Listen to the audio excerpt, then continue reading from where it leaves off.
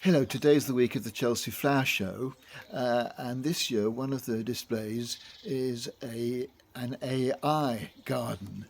Um, Tom Massey, the garden designer, has linked up with the Royal Horticultural Society and Microsoft to produce this garden, which has an AI device in it, which has been trained with data from the RHS, data from its store of information about plants and about advice that it would normally give, so that people viewing this garden can say to it, "How are you?"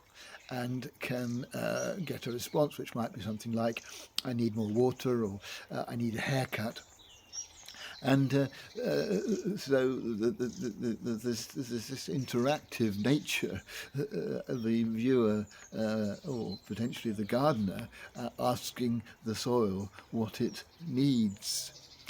Actually, there's a more practical side to this, because the sensors in the soil are actually linked to a display in an adjacent room where you can see actually what the soil does need. It's capable through these sensors of saying, "I need more water, I need more nutrients, I'm too acidic, I'm too alkaline," and so knowing exactly the needs of the soil for its being most productive, the gardener can provide the correct ingredients for the soil to be most effective.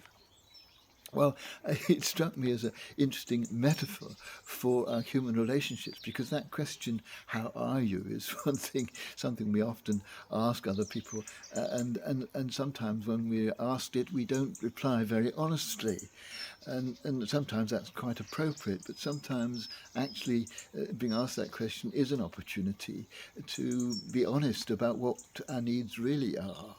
And whether we're asked the question or not, sometimes it is important that we do say what we need to those who love us and who care for us, who are probably only too keen to know how they can help us.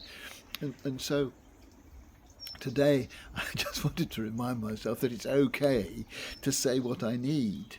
And especially if someone asks, "How are you?" To give an honest answer if that's appropriate. Uh, and sometimes we don't do that because we feel that we'll be giving away things that ways in which we feel inadequate, or it's not always comfortable to accept that we need help in an area. But I think for all of us, it's something.